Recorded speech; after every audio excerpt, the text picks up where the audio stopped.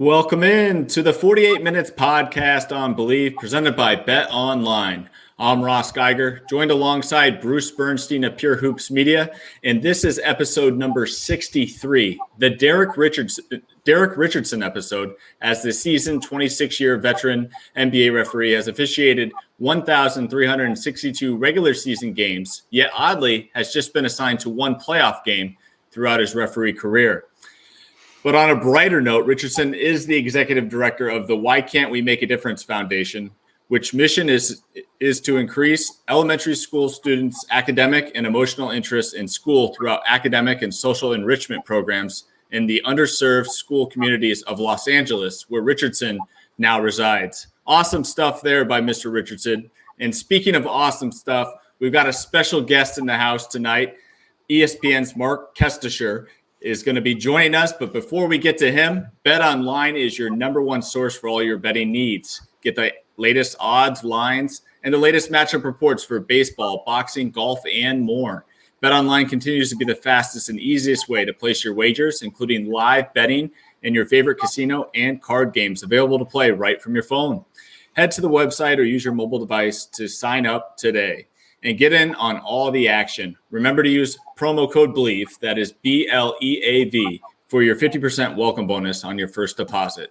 Bet Online, where the game starts. And tonight, Bruce, we'll start with you doing tonight's introductory honors of the special guest. All right, Ross. ESPN is blessed with some of the greatest game callers in the basketball world. We all know about Mike Breen on the TV side, but Marc Kestecher is the voice of the NBA on ESPN Radio. And if you haven't heard Kesty call a game, check him out next season and treat yourself to a great audio experience.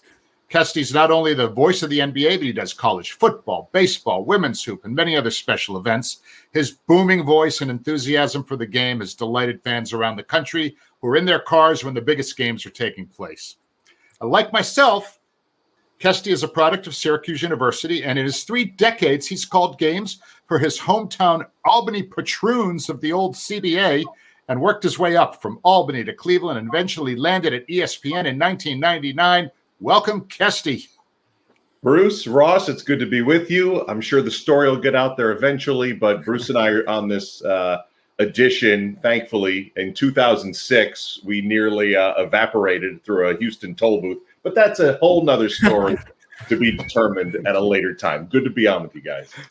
Kesty, thank you for bringing that up. That was one of the times in my life that my life probably would have flashed in front of my eyes, except I think I was half asleep behind the wheel. So don't try this at home, kids. We had a 6 a.m. flight leaving the Houston All-Star game. I think it was 2006. And yes, we were very bleary-eyed for that long 45-minute ride to Bush International. And we were just having a good conversation because, back in those days, I was in a cave in the radio department. Bruce was Mr. Big on TV. So we're getting to know each other. And I'm just like, Bruce, I think it's a toll gate. I think it's a toll gate. I think it's a toll gate on the brakes. And we survived. And all these years later, here we are. Thank you, Kesty. And you've gone on to a wonderful career in spite of my driving lack of prowess. So let's talk about that career, shall we? You joined ESPN Radio in 1999, so you're coming up on a quarter century with the company. Kesty, that was quick. I'd like to say I had hair when I started, but you know that I remember being a freshman at Syracuse, and I was at Lawrence and Hall in 1986. It's about a 20-story tower near the Carrier Dome. And, we were always playing all kinds of sports. And so the first day I'm there, I'm playing a softball game, and my roommate is yelling at me from one of the high floors. And he's like, Marc. And I'm looking up like, what? And he goes, you got a bald spot. And that was at 18. So, I'm 30 at ESPN, and there was no hair there. But I had given up on the play-by-play dream, to be honest. When I got to Cleveland, it was time for me to move on. I had a great time doing minor league sports in Albany, New York, which was my hometown. And I just wanted a bigger market experience. And I thought maybe I could land some play-by-play in Cleveland. Obviously, as a 26-year-old, not realizing all the jobs are locked down.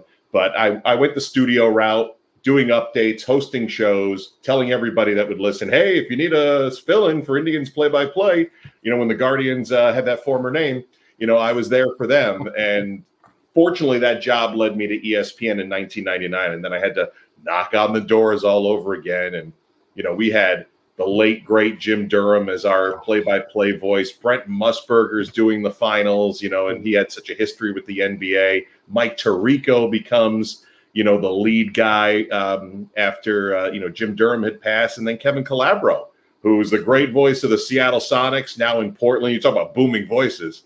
I love listening to Kevin.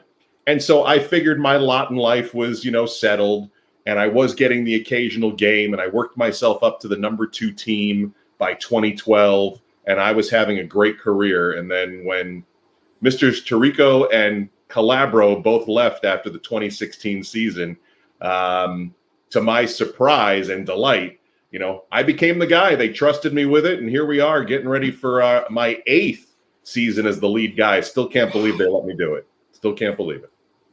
Marc, thanks for joining us here tonight. Now, when you think of your most unique experiences, 3 years ago to this month, you were in the Orlando bubble calling the NBA playoffs.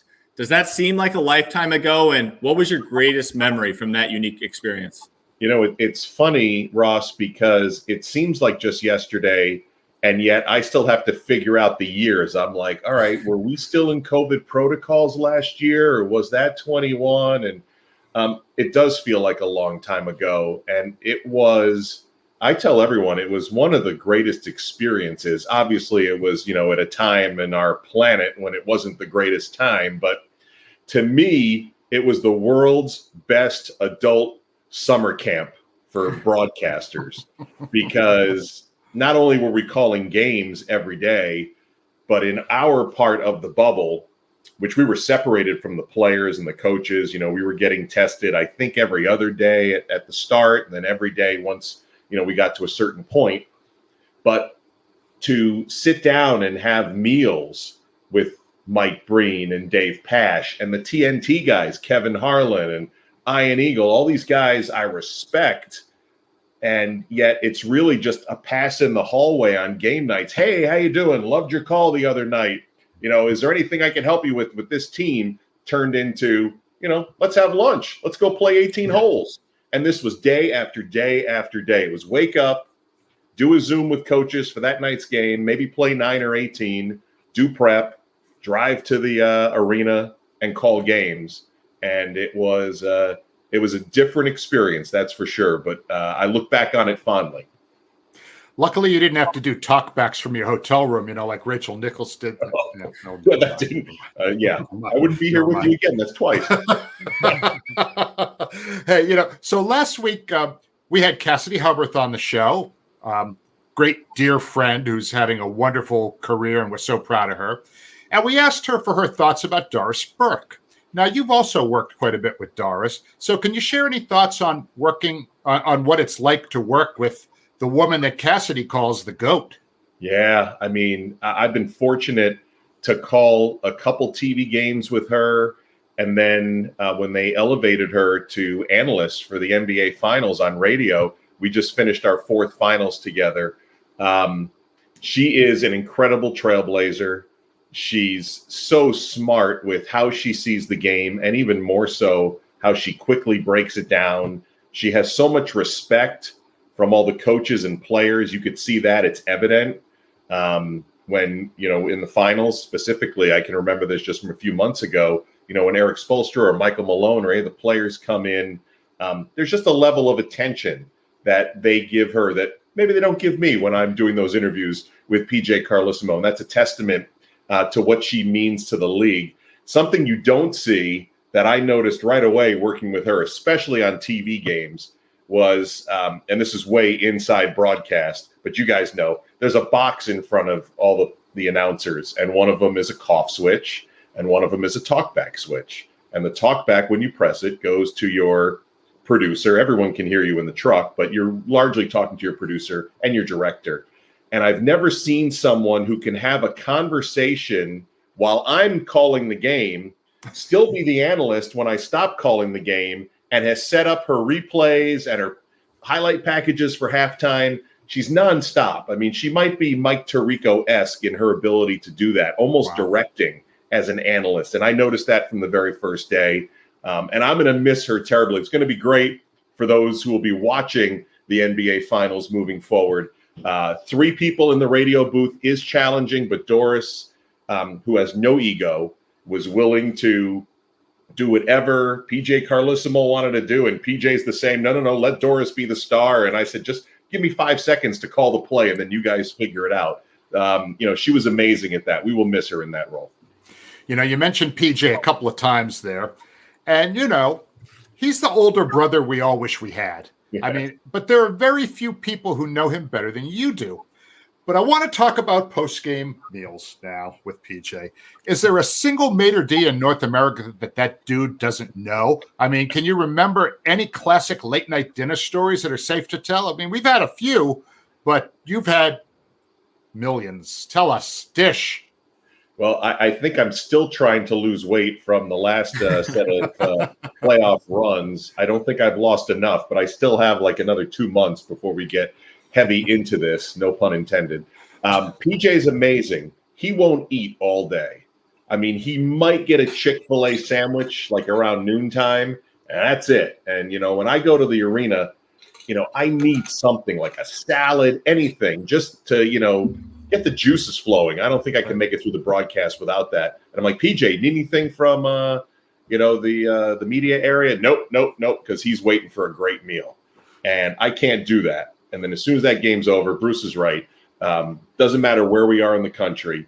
People will keep their kitchen open. We will walk into restaurants at 11, 11:30, get treated like kings, mostly Italian. So great food. And when you say North America, I did a football game, a Jaguars game in London for ESPN Radio a number of years ago. And I told PJ, hey, I'm going to London. And the first thing he said was not have a great trip was, hey, I know this guy at so-and-so Osteria, street name, sends me the contact information on my phone, and basically sets up like an 8:00 Saturday night dinner for us, before we even call this game on Sunday. I don't know if I could share some of the great stories.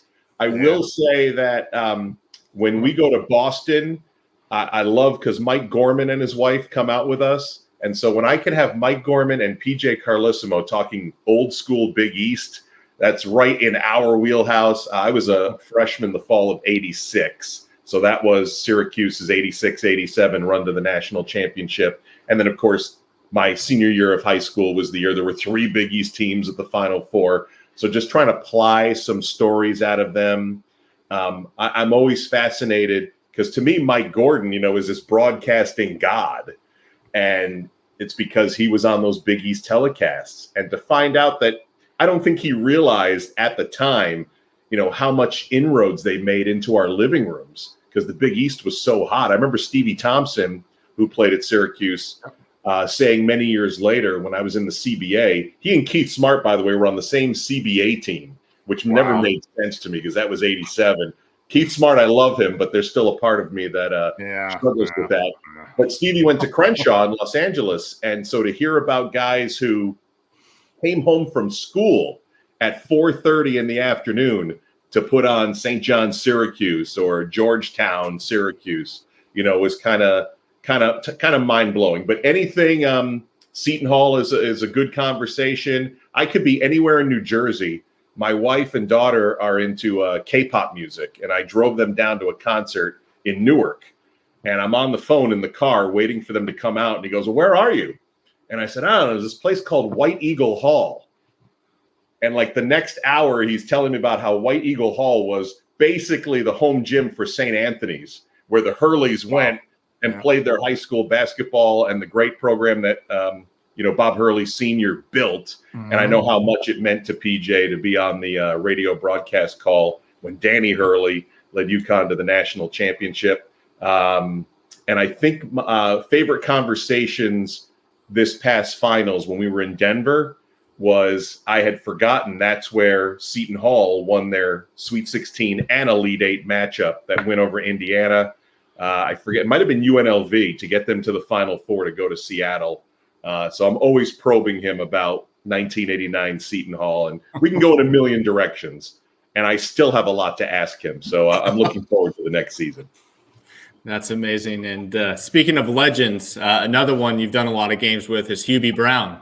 He's a remarkable individual. So can you tell our listeners something about Hubie that they would never know. That's a good one. He's going to be 90 this year. I think most people probably know that, or maybe they just knew he was getting up there. Yeah. He's 90. He's sharp as a tack. His brain can still function knowing yesterday, knowing 10 years ago, knowing 50 years ago. I don't even know what I had for dinner, and that was like 2 hours ago. I remember we did the finals together in 2019, and, he's Hubie Brown. He's in the Hall of Fame. He's in his 80s, and there he was lugging 6 bags of luggage through the Toronto airport, through customs. Hubie, can I help you? No, I got this. Where's the car? It's right around the corner. 2 miles later, he's still chugging away. That's the most amazing thing to me, is that not only does he still sound great on the air, and he's, as we always like to say, forgotten more basketball than I'll ever know. I remember asking him about when he got to the NBA in the early 70s.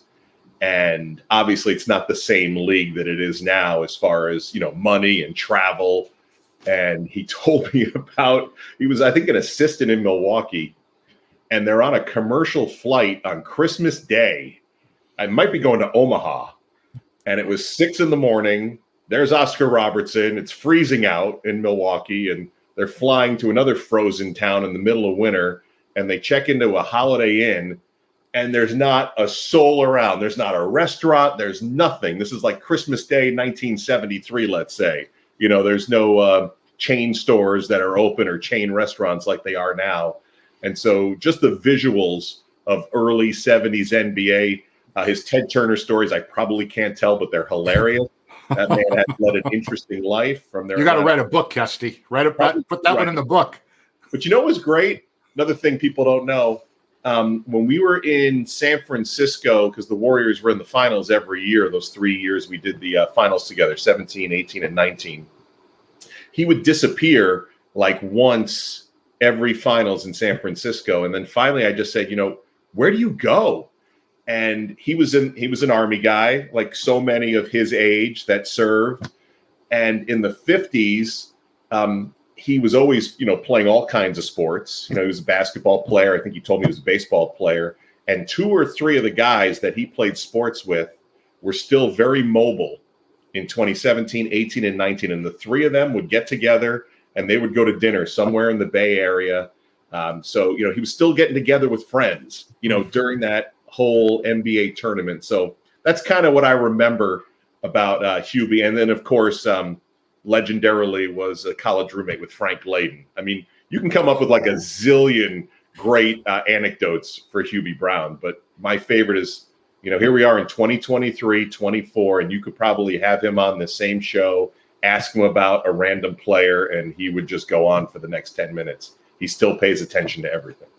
Wow. I definitely don't doubt that. I mean, that guy had an incredible ride, and certainly glad he's back for yet another season in the NBA, because he does a great job with the calls. Now, Kesty, pretty soon we're going to be getting into our two-a-days, which is our homage to football season, which is about to begin. Can you tell us a little bit about your college football schedule? Are there any games that you're especially excited to call? Yeah, I'm actually back to work this weekend. I probably have to give a date to it. I don't know when folks will see it, but the Labor Day weekend, week 1, is largely on Saturday. I think that's September 2nd. Sunday night, September 3rd, there's a standalone game, Florida State and LSU, which will be on ESPN Radio. So we're jumping right out of the gate into a great intersectional matchup, the only top 10 matchup in week 1. My crew, Kelly Stauffer, former Seahawks quarterback, Ian Fitzsimmons, longtime ESPN Radio guy. He's our sideline guy. We had at least 3 or 4 LSU games last year. So interested to see year 2 with Brian Kelly. And then obviously those 2 teams played one of the best games of the season last year, a blocked extra point and a 1-point Florida State win. And it's in Orlando, which is, 4 hours from Tallahassee. And I don't know the math, maybe 6 or 7 or 8 hours from New Orleans. So should be a crazy scene. I'm looking forward to that. We have a game at Utah. I know we just had the All-Star game in Salt Lake City, but I've never called a college football game at Rice Eccles, which is actually up in the hills above Salt Lake City. It's a really cool setting. And I think we have 2 or 3 USC games later in the season. We did a bunch of Caleb Williams games. So as always, I'd like to thank Sean Kelly, who left to become the voice of the Florida Gators and opened up this little spot as the lead college football guy. We have some really good games. Pretty cool stuff there. Well, before we get into our own two-a-days here, I was curious if you've had a chance to watch Team USA in the FIBA Basketball World Cup. They obviously just continued to roll with their win over Greece, 109-81. One guy that's really stood out to me, I'd be curious to get your thoughts, Austin Reeves. He had a team-high 15 points, a team-high 6 assists, and finished second on the team in rebounds, all coming off the bench. I mean, what's your big takeaway with this team? Have you been able to watch them at all, or just the makeup of it? I'd be curious to get your thoughts on how you think they're faring so far. Yeah, I might be tested with the Jordan game and the not the Michael Jordan game, but the game against Jordan and the time that it starts. But I have watched most of the first 2 games. I was very fortunate to call 2010 and 2014 World Cup in Istanbul and in the one that was in Spain as well. So I'm always fascinated. I've done some FIBA lead-ups with PJ, so that's always front center in my mind. And it's funny you bring up Austin Reeves because, you wonder if that was just a flash, for the Lakers after the All-Star break last year. And, here he is coming off the bench for Team USA. And that first game was New Zealand, right, where they looked so sluggish early. And Steve Kerr seems, he's got a deep team. He seems very comfortable 1 through 12 or at least 1 through 10. And he will sub out those 5 for the next 5. And Austin Reeves, Tyrese Halliburton, who's on the verge of becoming, a superstar in the league. Paolo Banchero, I'm excited to see where Orlando, if they're going to make a move this year. They're a bunch of young teams you'd like to see make a move. He's also coming off that bench. So this is a team that feels like it's heading in the right direction. We've been tested. We, as in the U.S., been tested without our best players in these World Cups. And so you're not quite sure what you're going to get. But this one, as they showed in the exhibition season as well, has been right from the start, right there. And they had a good one against Germany in the exhibitions. I think Germany's going to be a team they might have to see before this is all over. And, of course, I'm fascinated to see if Canada can stay on this roll because they have so many great players. They don't have all of them. Jamal Murray wasn't able to play. But the Canadian folks always just kind of say, well, it's probably not our time anyway. I think they're going to get behind this team. It should be a lot of fun. You mentioned Steve Kerr, and, Steve obviously is one of the all-time great coaches. It's no longer like, hey, he's one of the best coaches in the league. He's one of the best coaches ever. So he's got Brandon Ingram on his team, and Ingram has expressed frustration with his role so far. But since the team is winning, he realizes he has to temper his feelings. So Kerr acknowledges that, things haven't gone his way and said BI's time is coming. But I would imagine this has got to be a pretty common feeling with a lot of these players.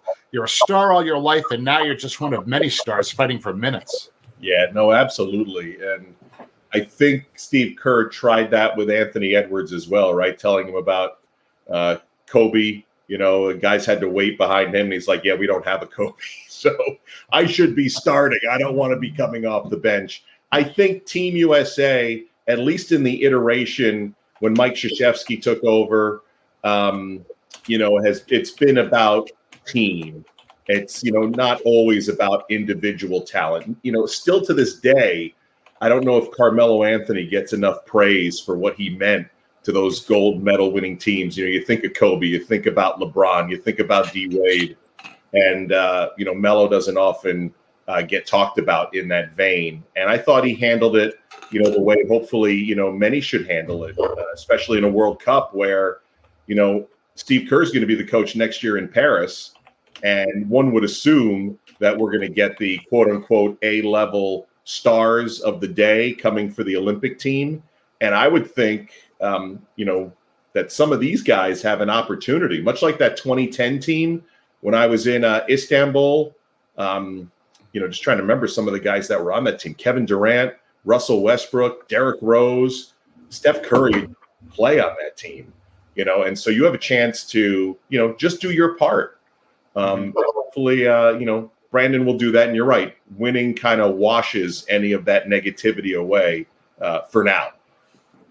And I'm glad you mentioned that, Mark, because I think one of the biggest things for Anthony Edwards this summer, working with a coach like Steve Kerr, Eric Spoelstra, Mark Few, you name it, I think this is going to be huge for his development. I think the two biggest players that are going to be seeing the dividends of playing in this Team USA experience is going to be, of course, Anthony Edwards, and then the other one being Paolo Banchero, which you already had mentioned there. So when it comes to those two guys, do you see them elevating into for Banchero? Do you think he'll be an all-star next year based on this experience? And then with Edwards, I said it last show. I know it's kind of, I guess, a bold statement, but I think Anthony Edwards has the capabilities to be an all-star game starter this year. I just really think he's going to take a turn and make a huge stride in his game based on this experience and bring it back to Minnesota. So what's your thoughts on those two players heading into next season?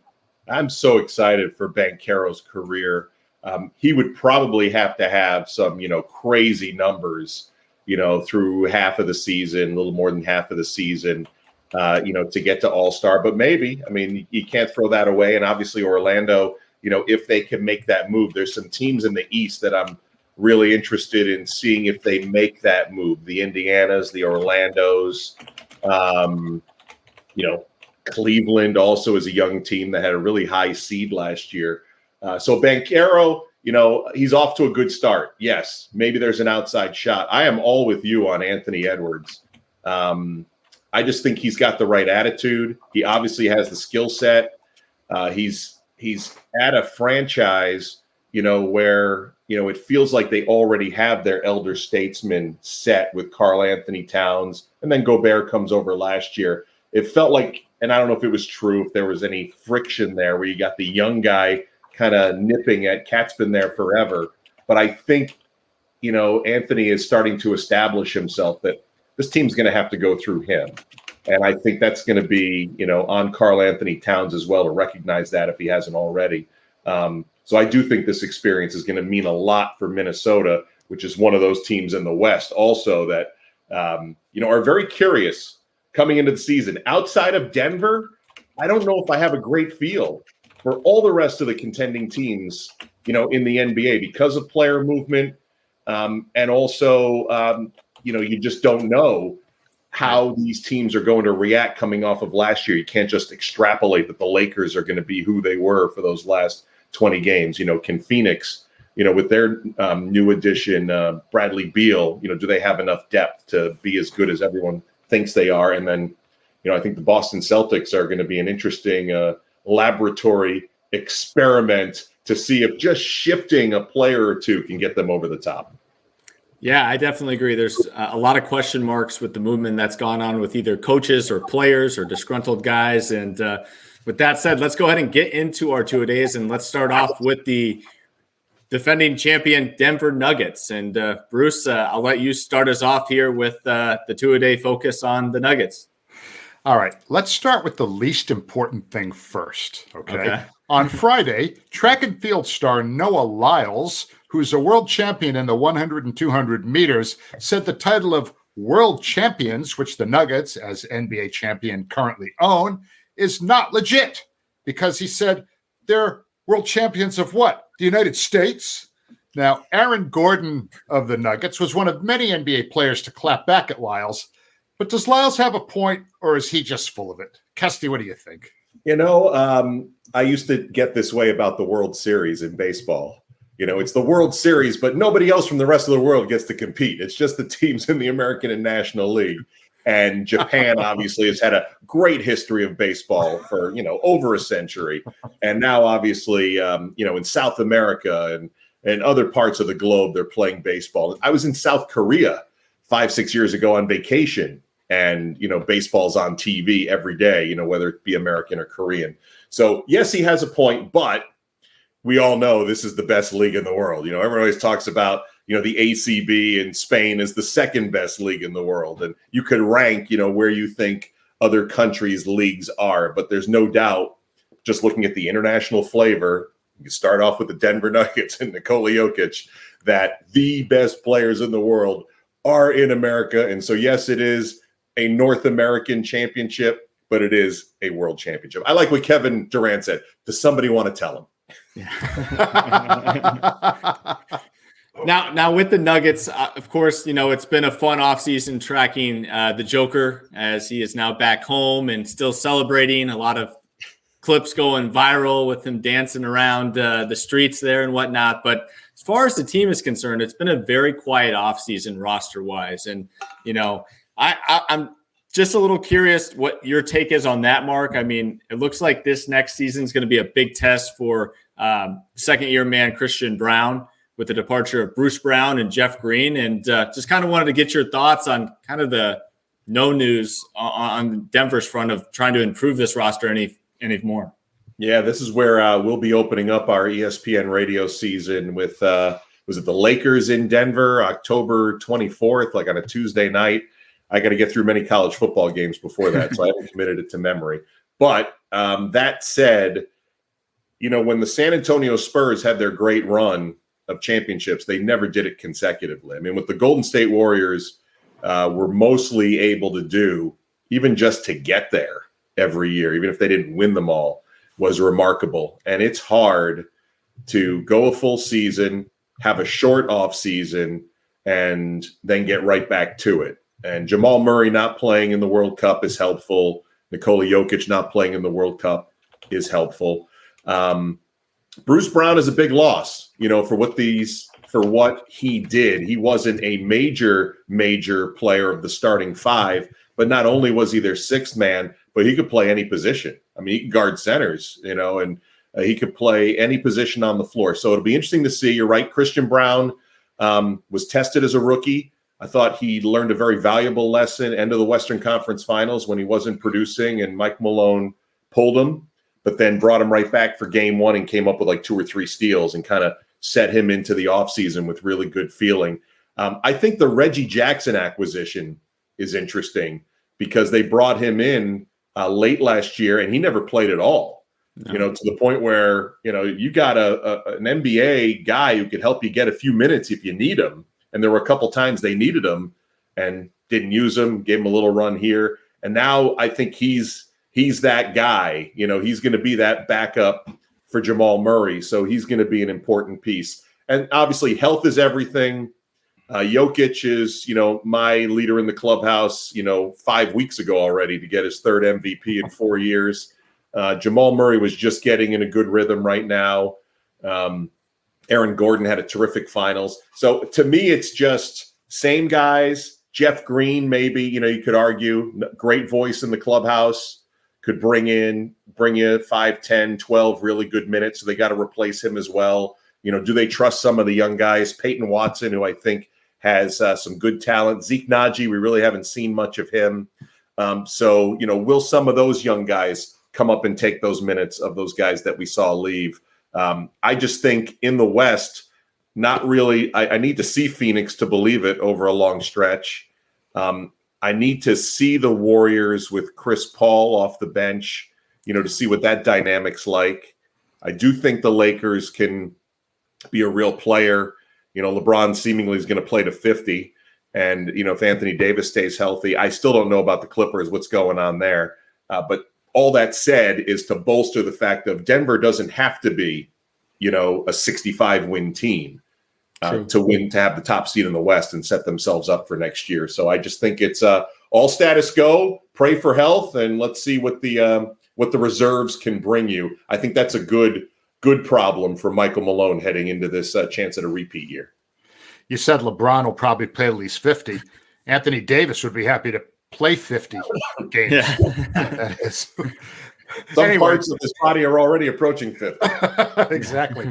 All right. Last question on Denver is about the aforementioned Nikola Jokic. 28 years old.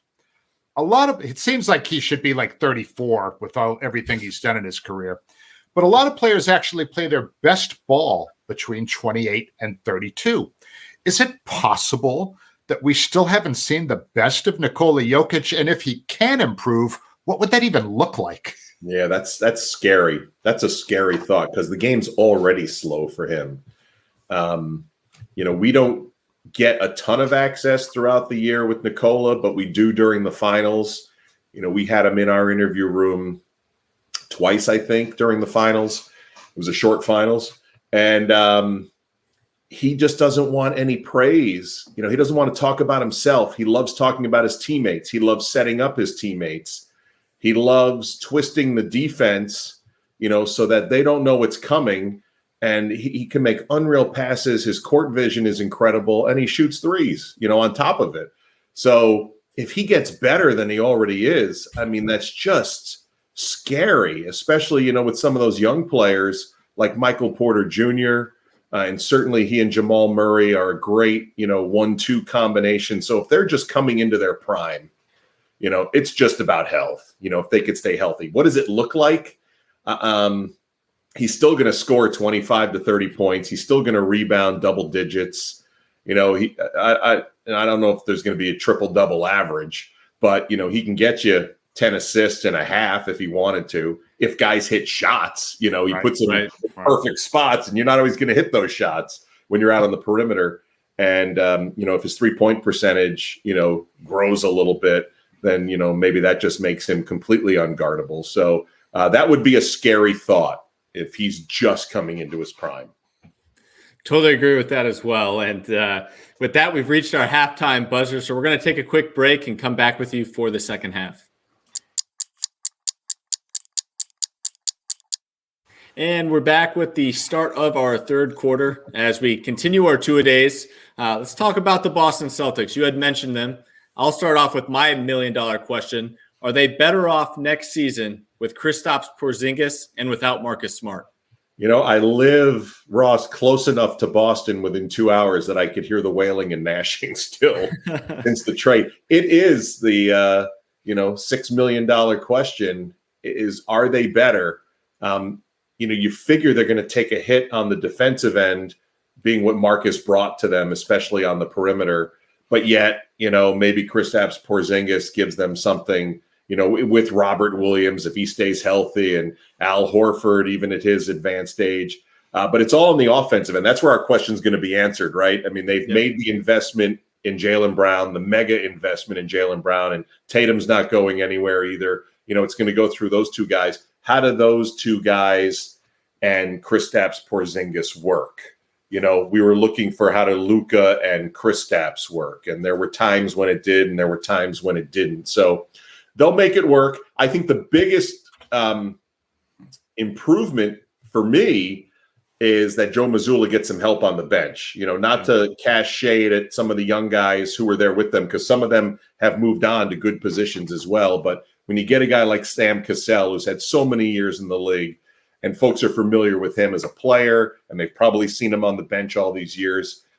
Charles Lee's another guy who has spent a lot of time on some really good benches. And Joe's a really sharp coach.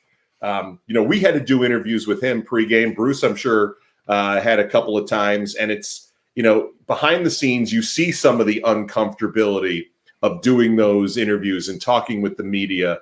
And it's not necessarily something he wants to do, but, that's something head coaches have to do. It's part of the game.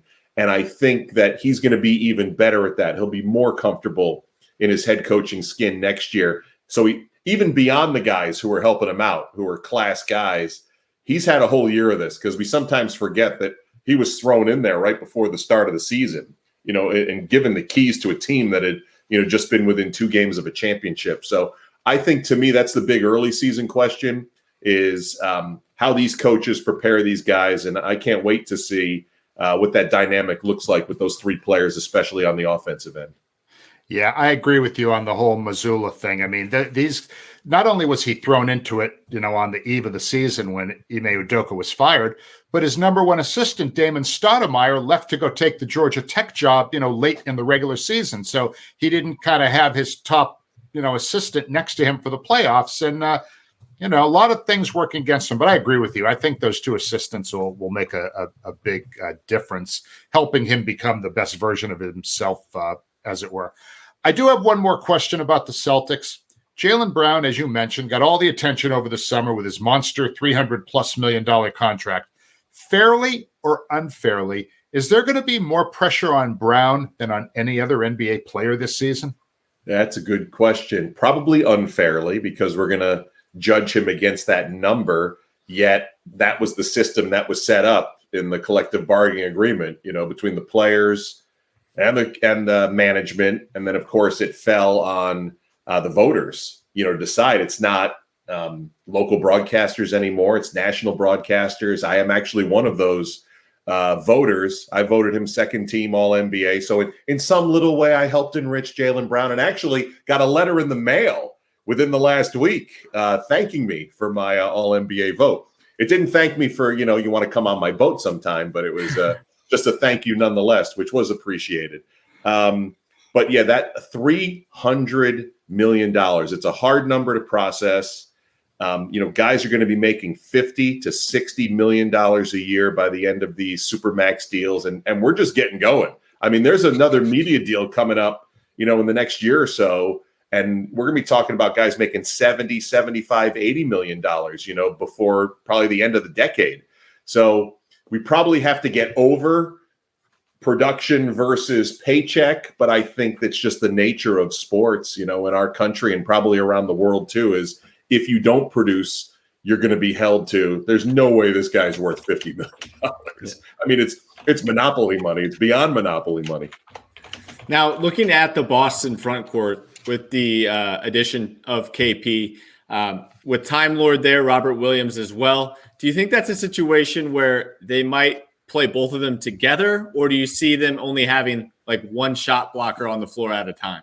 Yeah, it's a good question. I bet they'll play around with it. We'll see some times, I would think, where they're both on the floor. Maybe not initially. And as much as I was a Marcus Smart fan, huge fan. I mean, I lost my fandom years ago. I grew up in upstate New York. So any team Boston, sorry, Bruce, was, if I brushed my shoulder against a Red Sox jersey, I spent the rest of the day cleaning off my shoulder.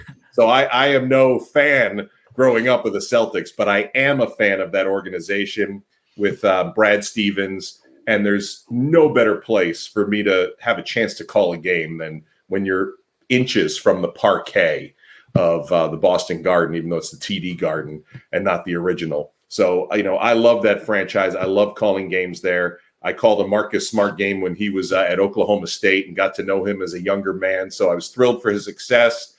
He embodied everything about the Boston Celtics, and so they'll miss him terribly. But I think keeping Malcolm Brogdon, because if I'm not mistaken, he was in that initial trade that didn't happen, before the redeal, and sending Marcus out somewhat shockingly to Memphis. So I think, keeping Brogdon, Derek White has been a great acquisition for them as well. They got the pieces. I guess they figured that they couldn't get over the hump with what they have. Let's just shift it a little bit.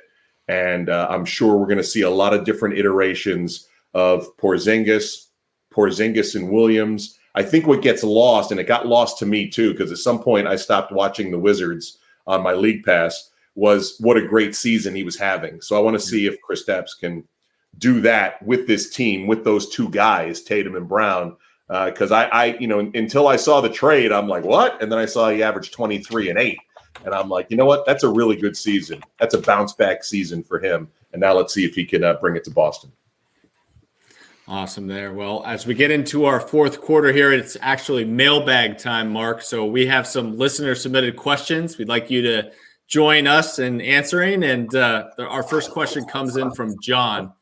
John asks, who do you think gets traded first, Damian Lillard or James Harden? Oh, man, do I get to go first? Yeah. Can I say neither?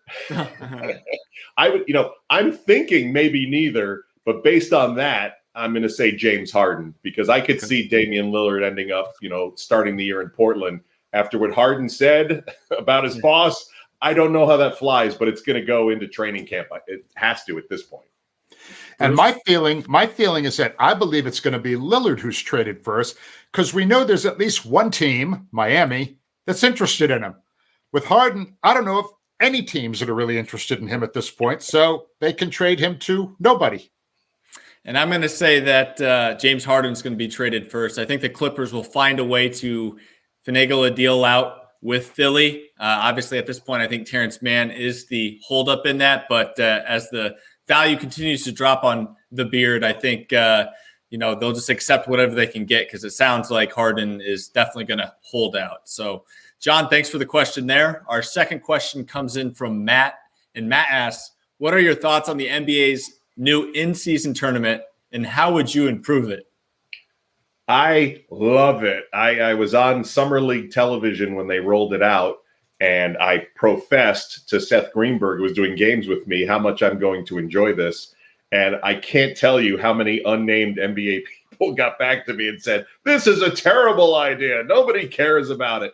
And, I can't give an improvement angle because I haven't seen it yet. But I would say for people just have to understand what it is. It's no different than a regular season game. It's just it has an implication of a tournament to it. So nothing's changing in your regular season schedule except two teams are going to end up playing an 83rd game because they're going to get to the championship game. So I love it. It's a little different. It's probably going to take, I don't want to say a generation, but it's going to take that younger generation, kids who are maybe 9, 10, 11 years old. And you see, I don't know, put a team out there. The Oklahoma City Thunder are the first NBA Cup champions, where you win a little something, at a neutral site in Las Vegas in December, that it's maybe that young team that's going to take that next step. Maybe it's the Denver Nuggets. Who knows? They will win both titles this year. So I just think it's going to take a few years. I don't see the negatives to it. So I'm all for it. I think that 83rd game, the winner of that should receive the Mikal Bridges Trophy because he was the only guy in the league that played 83 games last year. So, hey, why not, right? All right, I'm going to mildly disagree with you, Kesty, okay? I don't really have anything specific at this point, but I'm going to take a wait-and-see attitude. Initially, I kind of felt it was unnecessary because it seemed so contrived. I thought it was an opportunity to create another champion that isn't really a champion. And if Oklahoma City does win this, do you think they'll put a banner up for it? No, I don't. Maybe they will because it's Oklahoma City and they're right. Lean years, since all the guys have departed. But I just think it's just another notch in the belt. I think it would be cool if the Denver Nuggets are the first one to win it, or whoever wins the NBA championship next June to say, you know what, they were so good, they won both titles this year. Or it could be really cool if somebody like the Houston Rockets or the Pistons won it, because then it would really, be legit. Yeah. I echo your guys' thoughts. It's a wait-and-see approach for me. I'm more curious to see how this plays out in Vegas, of all cities. I mean, and seeing how much the stars, how serious they take this, because the content's going to come out of them being out at casinos and nightclubs. It's bound to happen.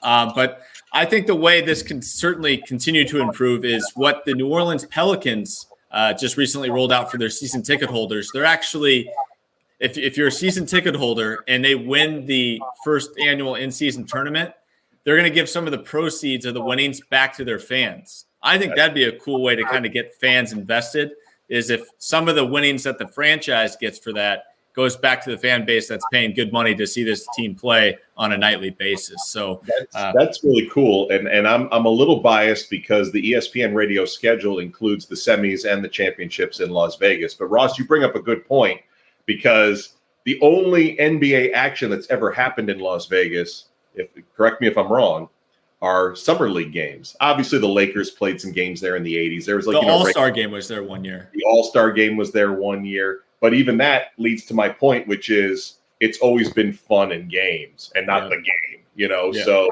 this will be a semi and a final. So for at least two teams, two legit games that are being played in that circus atmosphere. Maybe someday there's going to be a franchise in Las Vegas and, kind of like the hockey team. It's just a home game. But it will be interesting to see how the players treat it, because we know during the playoffs, guys are going out. There's no doubt about that. But you're buckling down with, an NBA championship on the line. Will that be the same with an NBA Cup on the line? Hey, wasn't Pacman Jones the MVP of that All-Star game in Las Vegas that year? I seem to recall him being a big name that weekend. I took my wife and my daughter, who was then 10 years old, because they came to a bunch of NBA All-Star games with me. And it was my wife's first and only trip to Las Vegas, because it was so not representative of what Las Vegas is. That's all she knows. And she has told me since 2007, I think it was, that, she'll be never going back to Vegas. All right, guys, last question here comes from Mike. And Mike asks, a few players each year make major jumps after playing for Team USA. Any predictions on who they might be on this year's roster? Yeah, that's a good question. I think, look, Banchero's rookie of the year, right, going into his second year. So I don't know if we can count him on that. Austin Reeves is already a known quantity. So I would have put him in that category as well. Same thing with, there's a lot of guys who've done a lot of good things here. Tyrese Halliburton's already putting up numbers. I think, and this is a way off the radar roster position, but I don't think Josh Hart has been appreciated for what he brings to the game. I was so happy when Steve Kerr in his press conference talked about, what position he plays? He plays winner. Yeah. And it was a great comment, because that's what the Knicks, have. And I hope that maybe this is a springboard, to he's a big part of that team, as they, regather and look to get beyond the second round where they got last year. So there's so many good players on there that I think are already established, led by Jalen Brunson, and I listed the other ones. But I'm going to go way off and go with Josh Hart. As we discussed earlier, and actually, Kester, you mentioned the two guys that I was going to mention. Austin Reeves, I think, could be that guy. He was already making a name for himself last season with the Lakers, and he's done very well early in the FIBA tournament. And as you said, Paolo Banchero had a great start, and last season was Rookie of the Year, and he could very well become an all-star for the foreseeable future, because he arguably should have been an all-star as a rookie. I mean, the guy averaged 20. That's kind of an all-star number. So I see those two guys as the leaders, out of the gate, when they hit the ground running this season. I think both will be breaking out. I'm going to go with an unpopular pick myself. I'm going to go with Walker Kessler, who's on this year's team. And he's a young guy that was just a rookie last year in Utah. Being surrounded by this group of players, being able to shadow Jaren Jackson Jr., one of the best defenders in the NBA, and then also we talked about the coaching staff there. I think he could develop a lot of confidence from this experience and take it back to Utah for his sophomore season. So I'm really looking forward to seeing what Kessler learns from this opportunity. So yeah, I'm not a good teammate, because I listed the entire roster before you guys had a chance. I do a lot of college basketball games with Bob Valvano, and he's been such a great partner over the years. But I remember many years ago when we first started working together, we do this thing called the scene set. Bruce knows about it. We set the stage for the game, for the pregame show, and we taped it, and he looked at me and he goes, "Hey, Kesty, leave a little meat on the bone for me." I apologize for naming every member of Team USA as my value for the next year. It's all good there, Kesty. And I think we've eaten all the meat off the bone for this edition of the 48 Minutes podcast. But before we go, we want to thank you for joining us on tonight's show. For our listeners that may not be following you on social media, what's the best way they can do that? Well, I would just say it's at Marc Kestecher, and that's already fraught with problems, because Marc is spelled with a C and Kestecher is Kestecher. So good luck with that. Okay. It's I love being interactive with some of our radio listeners. It gets interesting. People ask me to use a particular word in the broadcast that I may never use in my vocabulary, and sometimes I oblige if it works out in a perfect way. So you can find me on whatever it's called, Twitter, X, something I don't pay for that's still free for me. X Twitter. Yeah. There you go. X Twitter. Perfect. Well, Marc, thank you so much. And with that will do it for this edition of the 48 Minutes podcast on Believe, presented by Bet Online. Thanks for tuning in, and we'll be back with you next week to be sure you're up to date in 48 on all things around the association. Take care, everybody. Thank you, Kesty. Thanks, everyone, for watching and listening, too. Great being on.